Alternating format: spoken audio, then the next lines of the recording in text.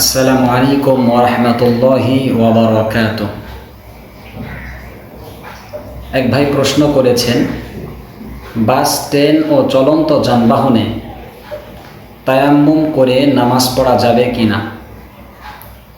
হামিদাও ওয়া মুসাল্লিয়াও ওয়া মুসাল্লিমা আম্মা বাদ।